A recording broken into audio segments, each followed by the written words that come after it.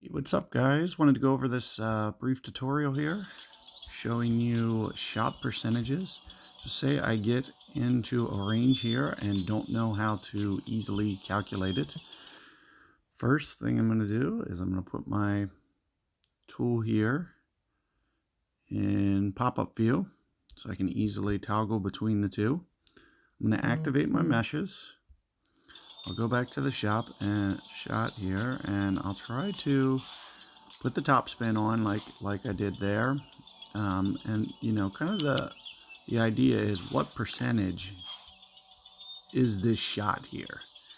It's very hard to tell just looking at the arc or trying to size this up. So one of the things you can do is you'll essentially kind of just find kind of where your best land zone is, kind of like that. But then you'll also need to know how much is 100%. So here's the 100% line. And the good news is once you set this up and calibrate this, you'll never have to do it again. You can just use the same, because this distance right here, it's always going to be this distance because I'm fully max zoomed out. So it'll never not be this distance. So typically what I'll do is I'll just put my arc in kind of the center of my screen, maybe just down slightly. You can see it's maybe just a little bit below the half point line on my screen. And then what I'll do is I'll just take a screenshot of this. With that screenshot, we'll go to the gallery, we'll go to screenshots, we'll go here, and we will start making a new mesh group. Now, what will I call this mesh group? Whatever the club is, and then, I'll just kind of note it somehow, just letting it know that it's basically the scaled maxed out view. Because that maxed out view is always going to be standardized, so you never have to worry about how zoomed you are. So once I have the scaled set up, the group, I'm going to go into individual mesh elements by hitting the plus sign. We're going to switch to the segmented line. We'll switch to the vertical, from vertical to horizontal. Then the next thing that I'll do is I'll just kind of use this as kind of a guide, the edge of my pop-up view.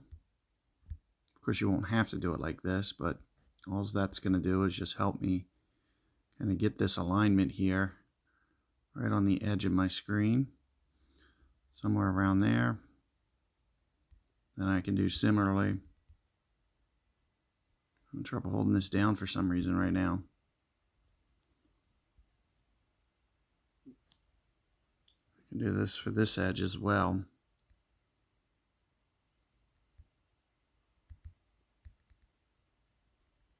Not sure why it's not holding. Must be a bug that I'm hitting. You should be able to hold that. Typically what I do to fix it is just restart my device, or not restart my device, but kind of close things down, because for some reason that hold press isn't working, so I'm just tapping a bunch of times. So like I said, effectively this should work. Not sure what, if I close this app down, reopen it, probably should take care of it. But since I'm right in the middle of a grid, I'm not going to do that. Here you can see I'm kind of right at kind of the max. And of course, you'll want to do this with a ball that you typically use. I'm just going to move this grid down a little bit like this, just to kind of get it aligned position-wise. And there you can see it's kind of right over the line. Now I can make the tick marks, and typically what I'll do, you'll see I'll do a 50 segment. What does a 50 segment mean? It means each segment is going to be 2%. So this is going to be 2% tick marks. So that's how I'm going to label it. And then thickness, I can make it kind of as thick or as present as I want. I'll typically go maybe around 1.5, somewhere like that. And that should do that portion. And what you'll see here is from 0% to 100%, That's the club span. It'll never change from max. As long as your max zoom is always going to be that distance. So now you can see I've segmented it. And then typically what I'll do is I'll do another mesh element and create a group, a two segmented element group here. So this one we're going to call 10% tick marks. So I'm going to break it down by 10% so I can see every 10%. So segmented line, we're going to do horizontal. Let's see if it's working again. Good. Okay, so now it's back to working. You can see all I have to do is just hold down. And then all we need to do is basically just get the exact same positioning. So right where that last element was, we'll just do this all in this green here so we can easily see it. So all we're trying to do here is get this exactly over top the other one.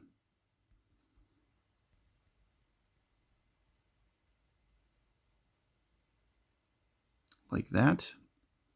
And then what we'll do is we'll change, instead of a 50 segment, we're going to do a 10 segment. We're also going to change the color for contrast. So something like this. Tick length, maybe make the 10s a little bit bigger than the 5s. Or, bigger than the 2s, sorry. Maybe just a little bit bolder as well, because we want to be able to distinguish between the two. And then you'll see this is basically our tool. And then all we'll have to do is save that up. And now we'll have this segmented line where we can estimate distance every time that we want. So like I was saying, how do you use this? For instance, as soon as I club, as soon as I go beyond this point, you'll see that it's just going to go up to the next club. Now it might just be, just looking at this might just be a hair short. So one of the things that I can do is I can go back in here in the Hive scale that I just created. I can go in and I can just right click these, maybe just 1 or 2 tick marks, kind of like this. And then do the same for the 5s. Give it 2 more extra ticks, and then we'll just recheck, and it looks a little bit better calibration. So we'll use that as our scaled estimator, and we'll be able to always do this. So for instance, once I do this and put the positioning down like this, all I'll do is I'll use this distance. So I'll just always, and you can see it's like halfway through that shadow. So now I'll just count up. So there's 10%, 20%, 30%. I'm a little beyond 30%. And it looks like right around 34%. Now let's just make sure my alignment's right back on the hole. It looks like it did shift on me. So I'm thinking right around 33, 32%. Just make sure that that didn't shift on me. So like this, all you'll do is you'll put this up. And it looks pretty true to that, maybe 34%. So that's what we're going to use for our percentage. And we'll always be able to use this for any hole, because when we zoom out, it's always going to be standardized. So zooming out, so now we'll have this grid, and typically you'll just do this for all the clubs that you need with no min distance. When I pull down, pull up, no matter what percentage I'm at, I'll just be able to, always go and just segment it up like this.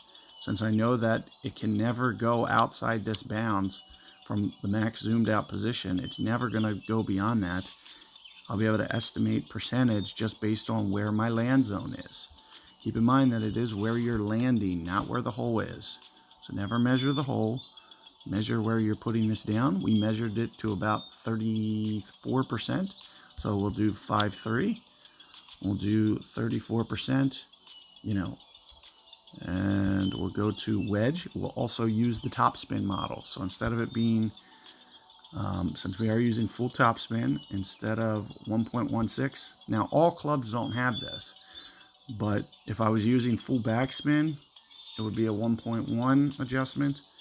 With full top spin, it's going to be a little bit more like 170. So that's how much we're going to adjust this shot. So we'll zoom in pretty much as far as we can. 170 is going to be right around here.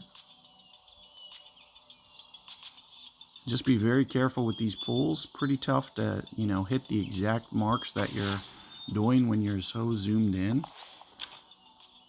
But then we'll just release. Of course, it did say great, but it should register ultimate shot. And maybe just a hair.